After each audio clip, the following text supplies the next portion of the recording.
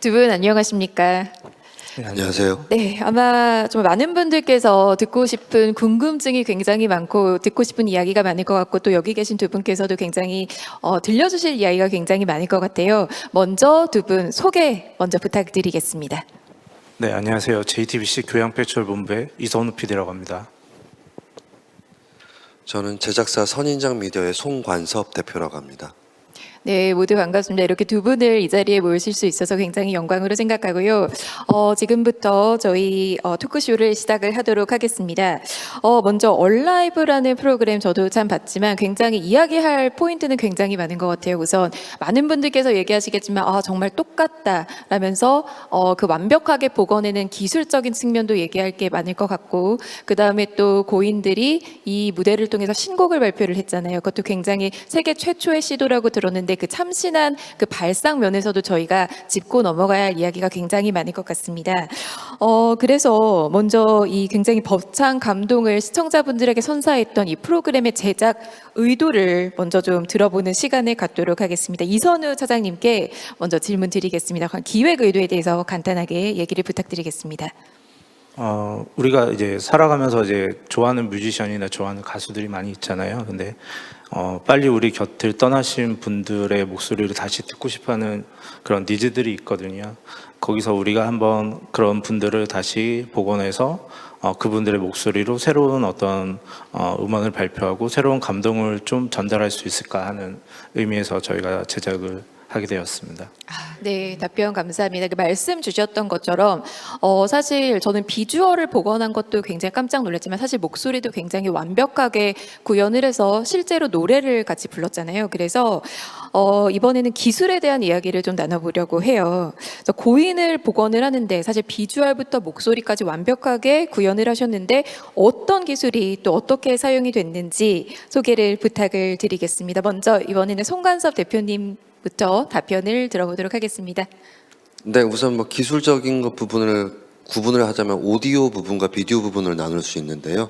오디오 부분은 음성 데이터를 합상을 해서 여러분들이 많이 아시는 TTS, 텍스트 투 스피치에 대한 기술을 기반으로 뒀다는 아니고 텍스트 투 스피치가 아니라 텍스트 투 싱잉 기술입니다. AI 기술을 기반으로 해가지고 그걸 노래를 부르게끔 만드는 건데, 그러니까 단순히 스피치를 하는 게 아니라 그 은유를 넣어야 되는 것과 감정을 넣어야 되는 거에 대해서 그 싱잉을 하는 거가 AI 오디오 복원 기술이 굉장히 어려운 기술인데 아주 좋은 파트너가 이제 저희한테 많은 도움을 주셨고요. 그리고 이제 얼굴 복원에 대한 거는 기존의 다른 프로그램 같은 경우에는 홀로그램과 뭐 그런 컴퓨터 그래픽을 이용한 걸로 복원들은 시도는 많이 했었는데 저희는 실사와 가깝게 하기 위해서 딥페이크 기술을 사용을 했습니다. 그래서 딥페이크 기술은 여러분들이 좀 약간 부정적인 걸로 많이 알고 계시는데 그거는 기술이 나쁜 게 아니라 쓰는 사람들이 잘못 쓴 거니까 기술 자체는 선하고 그 기술을 어떻게 쓰는가에 따라 사람들에게 감동을 줄 수 있다라는 거가 이제 저희의 방향, 제작 방향이기도 했습니다. 네. 그다음에 첨언해 주실 수 좀 있을까요? 첨부를 해드리면 비주얼 같은 경우는 이제 겐을 적용을 했고요. 그러니까 뭐 우리나라 말로 하면 생산적 대립 신경망이라는 이제 그 시스템을 이용을 했는데 쉽게 얘기하면 두 개의 AI에 이제 하나는 이제 이문택님의 어떤 얼굴의 데이터들을 FHD급 이상의 영상이나 사진 자료들을 집어넣어서 판별자 역할을 하도록 하고 이제 또 다른 하나의 AI는 이제 저희가 복원하려고 했던 이문택님의 얼굴을 계속 생성을 함으로써 판별자가 생성자가 만들어낸 그 복원된 얼굴이 맞는지를 판별을 하고요. 그 판별이 계속 이렇게 대립적으로 작용하다 보면 어느 순간에는 이 판별자가 생산자가 만들어낸 어떤 그 얼굴을 진짜라고 믿는 그 시기가 오거든요. 그러면 그걸 갖고 이제 저희는 이제 최종의 하나의 어떤 이문택님의 복원된 얼굴을 이미지를 완성을 하고 거기에 이제 섀도우 액터라고 하는 그러니까 우리가 이제 이문택님의 어떤 모습을 대역하는 그분에게 이제 더 씌우는 방식으로 이제 비주얼을 만들었다고 보시면 되고요. 그다음에 유재하님 같은 경우는 사실 이문택님만큼 그렇게 많은 데이터가 있지를 않아요. 이제 방송에서도 딱 한 번 출연을 하셨고 저희가 가지고 갈 수 있는 어떤 사진 데이터나 이런 것들이 20장 남짓하고 또 그 화질 또한 FHD급이 아니라 예전에 이제 80년대의 그런 사진들이기 때문에 유재하님 같은 경우는 이제 기존의 유재하님과 가장 싱크로율이 비슷한 분을 저희가 섭외를 하고 거기에 보완적으로 특수분장을 하고요.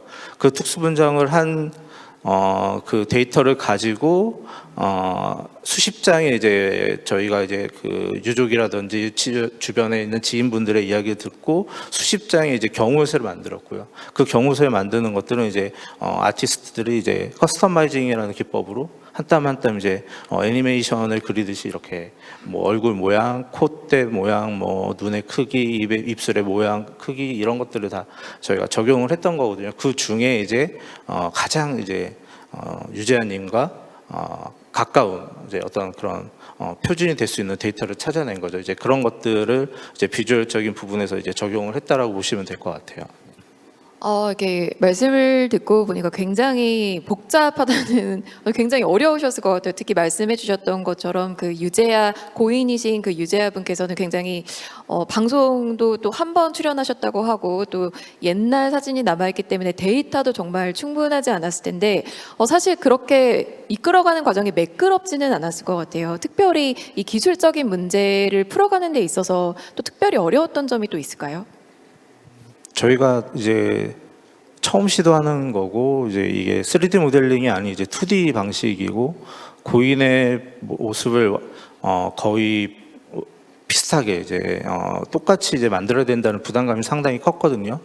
그 과정에서 이제 여러 번의 이제 그런 과정들을 거치면서 사실 이게 맞나? 내가 알고 있는 이문택님, 유재하님의 얼굴과 그 다음에 우리가 복원한 것이 맞나라는 이제 어떤 그런 혼돈에 빠지기 시작을 한 거죠. 이제 그리고 또 이렇게 복원해 놓은 걸 갖고 이제 섀도우 벡터라고 하는 이제 본체라고 하는데 저희는 이제 대역을 했던 분에게 더 씌웠을 때 어디선가 뭔가 이제 2% 부족한, 3% 부족한 모습들이 계속 발견이 됐거든요. 이제 그런 모습들이 발견이 됐던 거는 결국에는 얼굴만 복원을 하는 것이 문제가 아니라 이제 그 뮤지션이 갖고 있었던 어떤 외형적인 모습들뿐만 아니라 이제 어떤 그 노래하는 습관, 그 다음에 어떤 분위기 이런 것들까지도 다 모든 것들을 나타내야 되는 게 가장 중요했던 거거든요. 이제 그런 시행착오들이 계속 있었고 또 재촬영을 계속하면서 사실은 이 프로그램에서 저희들이 재촬영을 하는 거는 일반적인 교양 프로그램의 한 회차분의 제작비에 속하는 건데 이제 막대한 예산들을 투입해서 여러 번의 재촬영을 거쳐서 이제 완성을 하게 된 거죠. 정말 굉장히 치열한 고민이 있었고 또 굉장히 많은 노력이 있었기 때문에 저희가 그 벅찬 감동의 순간을 줬던 얼라이브가 탄생하지 않았나라는 생각이 다시 한번 듭니다. 그러면 기술적인 사실 문제뿐만 아니라 사실 고인이 연관이 되어 있고 신곡을 발표했기 때문에 저작권이라든가 또는 뮤지션을 또 선정을 하는 데 있어서도 어려웠던 점이 있을 것 같아요. 그래서 기술적인 측면 외에 또 다른 어려운 점은 있었을지 또 그 있었다면 어떤 점일지 답변을 부탁을 드리겠습니다. 기술적인 측면 말고도 사실은 정서적인 부분이 사실 우리나라 사회에서는 가장 큰 부분인 것 같아요. 고인을 살려서 부활시켜서 그러면은 우리가 어떤 것을 뭔가를 할 수 있느냐. 근데 이거를 사람들이 바라보기에 경제적인 가치로 굉장히 바라보게 되면 굉장히 부정적인 시선으로 바라볼 수밖에 없기 때문에 그 부분에 대한 거가 사실 상당히 조심스러웠던 부분인 거고요. 그래서 최소한 저희는 프로그램을 만들면서 진정성을 담아서 사람들에게 감동을 주는 거, 그 부분에 포커스를 뒀던 부분인 것 같습니다. 그리고 이런 과정 절차를 거치면서 유가족과의 계속 지속적인 대화를 통해서 유가족이 과연 원하는 것은 무엇이냐라는 것을 이제 확인을 했고요. 그런 대화들이 없었으면은 사실은 뭐 유가족의 동의를 얻기 힘들었을 거고요. 뭐 기술적인 뿐만 아니라 뭐 여러 가지로 뭐 하루하루가 뭐 천국과 지옥을 왔다 갔다 했었죠. 네. 뭐 그런 정도로. 네, 천국과 지옥을 왔다 갔다 하는 그 한마디에서 얼마나 많은 그런 고민들과 또 문제점들을 또 해결해 나갔을지 굉장히 잘 알겠습니다. 다음 질문으로 좀 넘어가 볼 텐데요. 사실 AI 기술이나 홀로그램 방식 등으로 고인이 된 아티스트들을 복원한 프로그램들은 좀 사전에도 있었잖아요. 그렇죠? 그런데 이번에 얼라이브가 특별히 시청자들의 호응을 얻게 된 데는 어떤 차별점을 갖고 있었는지 그 점에 대해서 좀 답변을 들어보도록 하겠습니다. 우선 얼라이브 이전에 홀로그램으로 만들어놨던 것이 컴퓨터 CG로 만들어놨던 여러분들이 가장 뭐 기억하실 수 있는 사이버 가수 아담도 먼저 있었죠. 전에요. 그런 뭐 가상의 인물을 뭔가 만들어내는 것들과 현존했던 인물을 복원하는 것들 그런 것들은 다 존재를 했었는데 저희가 프로그램의 차별성을 주기 위해서 홀로그램과 CG를 사용하지 않겠다라는 방침을 첫 번째는 세웠었고요. 프로그램의 차별성이 필요했던 부분이었던 것이고 홀로그램에 저희가 그 기술은 뭐 좋은 기술이지만 저희가 할 수 없었던 것은 완전체를 보여주는데 완벽하지 않다라는 모습이었습니다. 결국은 사람들의 모습은 2D에서 모습을 확인을 하게 되는데 우리가 과연 3D를 가지고 2D를 한다고 했을 때 이게 과연 현실적으로 사람들에게 감동을 더 줄 수 있을 것이냐, 차라리 유사성을 높이는 게 더 낫다라는 판단이었고 그래서 딥페이크라는 기술을 활용을 하게 된 거였습니다.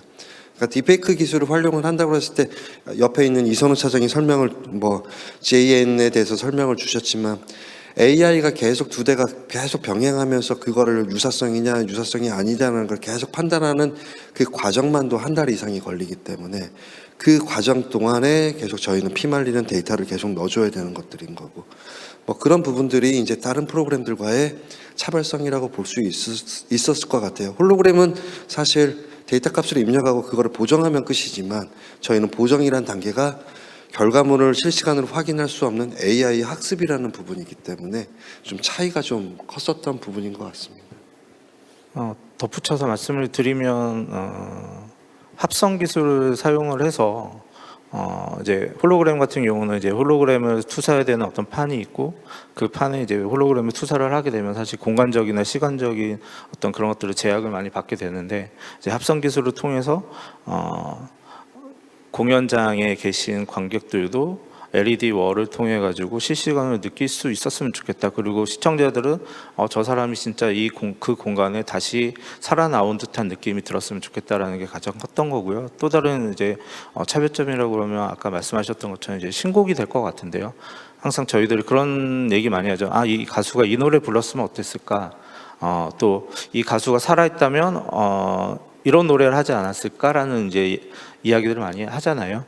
그런 어떤 상상 속에서 저희가 이제 신곡을 발표해 보겠다라는 생각을 했었던 거고 사실 신곡을 발표한다는 게 쉽지는 않은 일이잖아요. 왜냐하면 그분이 갖고 있었던 고유의 어떤 그 음악적 특색이라든지 음악적 그런 장점들이라든지 이런 것들이 있기 때문에 어떤 그런 느낌들이 있기 때문에 그런 것들을 최대한 해치지 않는 선에서 그래서 저희가 이제 미발표곡이라든지 그다음에 멤버들과 울랄라 세션 같은 경우 멤버들과 이런 여러분들의 도움을 통해 가지고 만약에 이문택님이 살아계셨다면 이런 노래 부르지 않았을까 하는 것들을 저희가 컨셉을 잡아서 했었고요. 이제 유재한님 같은 경우는 김명석 작곡가님이나 김현철 작곡가님, 신보 작사가님께서 기존의 유재한님의 어떤 곡들의 패턴에서 지나치게 넘지도 않고 그렇다고 부족하지도 않는 어떤 새로운 곡들을 만들어서 이제 저희가 가능했던 것 같거든요. 그래서 어떻게 보면은 기존에 이제 어떤 커버곡을 부르거나 아니면 기존에 있었던 곡을 재현을 하는 것이 아니라 정말로 새로운 곡을 통해서 그분들을 기억하는 팬들이나 가족들, 주변 분들에게 새로운 어떤 추억을 만들어 줄 수 있었다. 이렇게 생각합니다. 네, 답변 감사합니다. 일단 얘기를 사실 들으면서 기술적인 문제도 굉장히 어려웠겠다는 생각이 좀 들기도 했습니다만 말씀하신 것처럼 굉장히 그 정서적인 부분을 건드리는 것도 굉장히 민감할 수도 있기 때문에 굉장히 그 톤을 조절을 하고 또 정하는 게 굉장히 쉽지 않았을 거라는 생각이 일단 듭니다. 저희 얼라이브에 대한 얘기를 좀 더 나눠봐야 될 것 같아요. 거의 세계 최초의 시도라고 할 수 있는 고인과의 신곡 발표 무대 저희 지금 계속해서 얘기를 나누고 있는데 좀 더 구체적으로 얘기를 나눠보도록 하겠습니다. 고 이뮨택님과 올랄라 세션의 완전체 무대로 선보인 신곡 얼라이브 지금 아마 안 보신 분들도 좀 계실 것 같아서 먼저 영상으로 그 무대를 보고 다시 이야기를 나누도록 하겠습니다.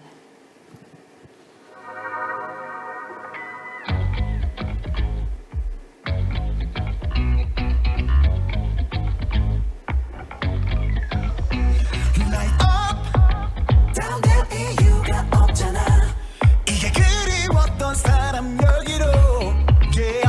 Me and know 우릴 모를 리 없잖아 자 이젠 상상 그 이상을 넘어 oh. 아주 오랜만에 느낌 전 느낌 너만 봐도 잡아낼래 보고 싶은 이름 얼굴도 alright yeah 바로 어제 같은 이런 기분 코앞에 맞댄 순간들 That night, yeah,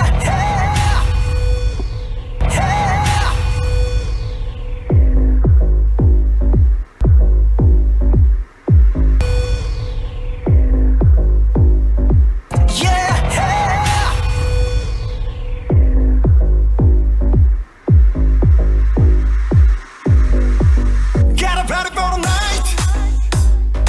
오늘 밤이 바로 그 밤이야. Oh yeah, ready for the night. 모두가 기다린 밤이야. Don't stop and light it up. Turn it up, get ready for now. 아니라도 말 말고 즐겨 인생은 짧아. It's all in my mind. 넌 말 말고 take it, baby, baby. 눈부시게도 아름다워. 밤이 가기 전에. 가끔은 나 신경 쓰여서 Like a wine 근데 그게 뭔지 몰랐어 Like a wine 밤새 들키고 다음날은 날려버리곤 한디고 다음날은 우리 원한 거야 고개 덮여있던 옷을 꺼내 쌓여있던 먼지처럼 매일 아침 알람을 끄고 Alright yeah 구겨져 버렸던 표정을 지워 오늘 밤은 머리를 비워 All night Got a party for the night 오늘 밤이 바로 그 밤이야 Oh yeah Ready for the night 모두가 기다린 밤이야 Don't stop and light it up Turn it up, get ready for now 아니라도 말 말고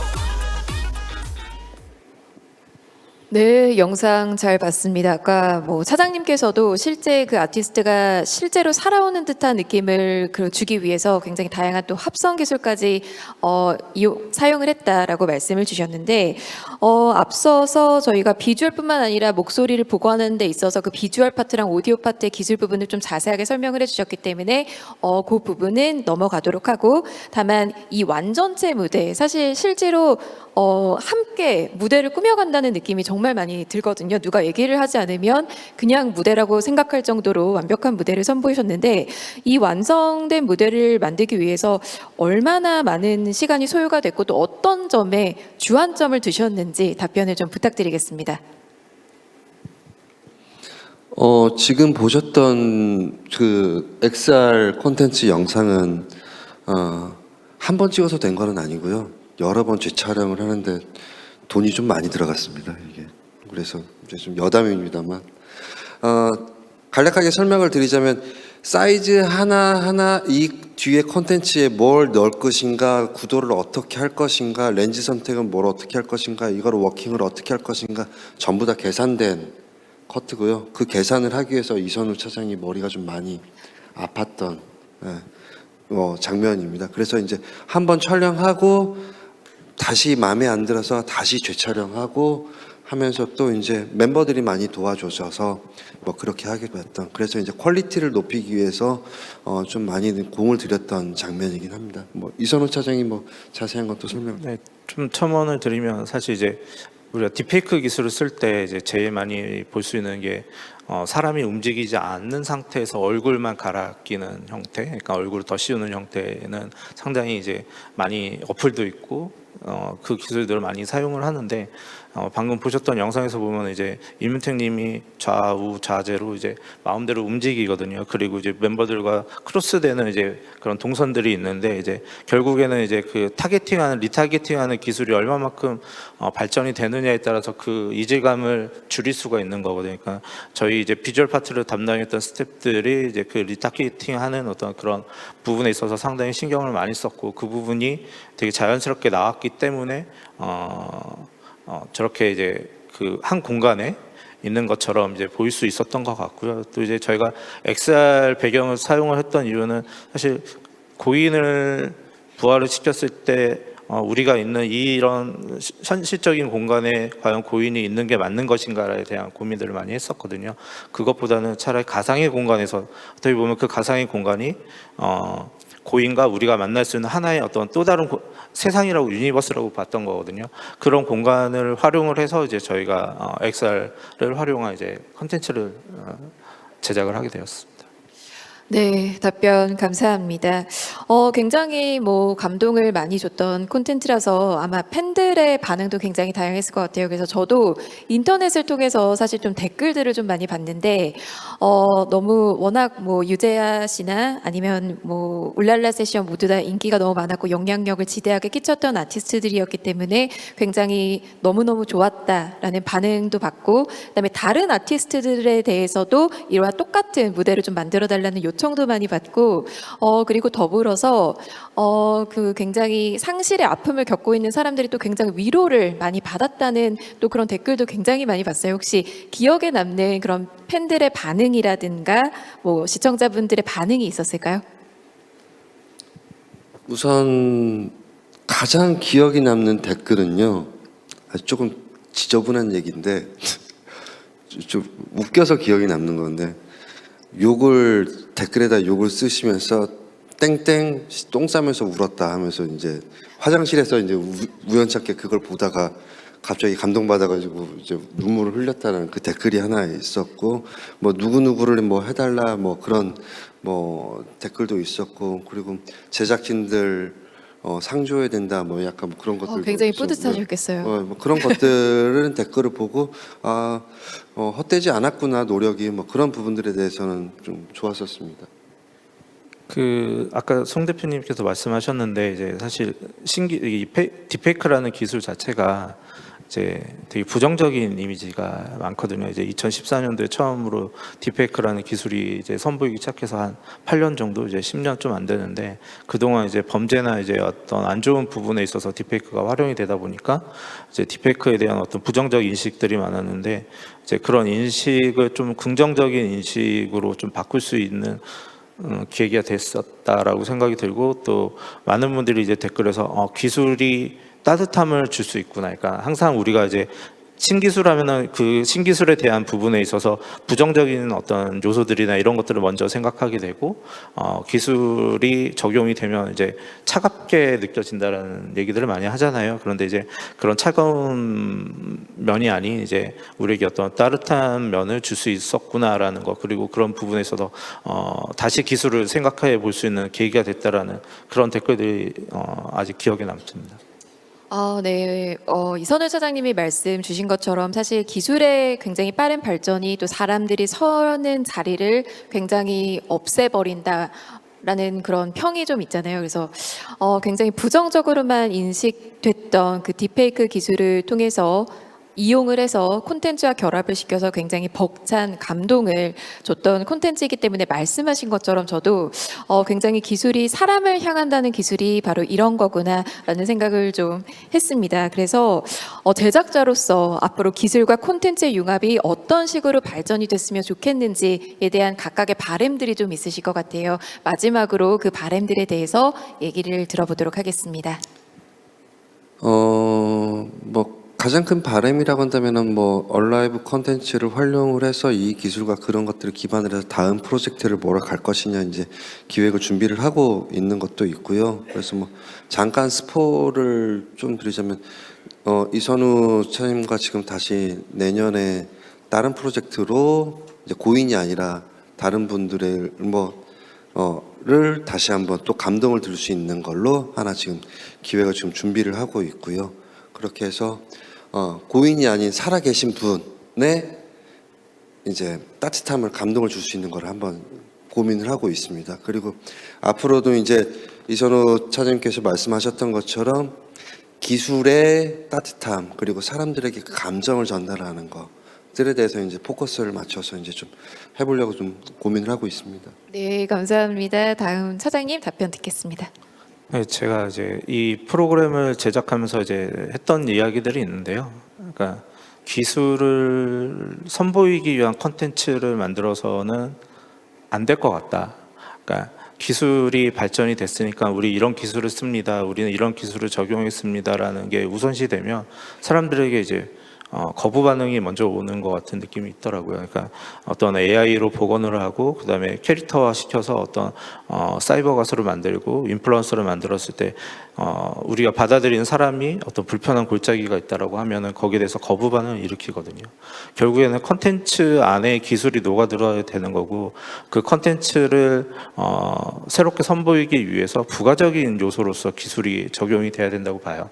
그런 것들이 이제 우리가 기존에는 할 수 없었던 어떤 컨텐츠의 어떤 창작 욕구라든지 어떤 상상의 어떤 그런 것들을 실현시켜 줄 수 있는 게 기술이라는 거거든요. 결국에는 그런 기술이 부가적인 것으로 다가와서 자연스럽게 컨텐츠에 녹아들고 그 컨텐츠를 바라보는 사람들이 저것이 이제 어떤 기술이 쓰였다라고 인지를 하는 것이 아니라 이런 기술로 통해서 이런 컨텐츠를 만들 수가 있구나라는 것들을 좀 인지할 수 있어야 된다고 보거든요. 결국에는 이제 기술을 자랑하는 컨텐츠가 아닌 컨텐츠의 상상력이나 어떤 그런 제작의 범위를 넓혀주는 하나의 도구로서 사용이 되면 훨씬 더 많은 기술들이 컨텐츠에 적용하는데 도움이 되지 않을까라고 생각이 듭니다. 네, 답변 감사합니다. 사실 더 많은 이야기를 갖고 계실 거고 또 여러분들께서도 이 시간을 통해서 모든 궁금증을 다 해결하지는 못하셨겠지만 그래도 짧은 시간 동안 굉장히 좋은 말씀 나눠주셔서 진심으로 감사하다는 말씀을 드리겠습니다. 저희는 이렇게 얼라이브 제작진 분들을 모시고 또 이야기를 듣다 보니까 우리나라 콘텐츠 제작 기술이 얼마나 많이 발전을 했는지 또 콘텐츠와 또 기술이 만났을 때 얼마나 대단한 시너지를 낼 수 있는지에 대해서 체감을 할 수 있었던 시간이었습니다. 앞으로도 계속 참신하고 이런 감동적인 콘텐츠 제작을 위해서 아마 많이 애를 써주실 것 같은데 앞으로도 기대를 하겠고 또 그 노고에 감사를 드리면서 두 분과의 이야기 시간은 이것으로 마치도록 하겠습니다. 감사합니다. 감사합니다. 자리로 모시도록 하겠습니다.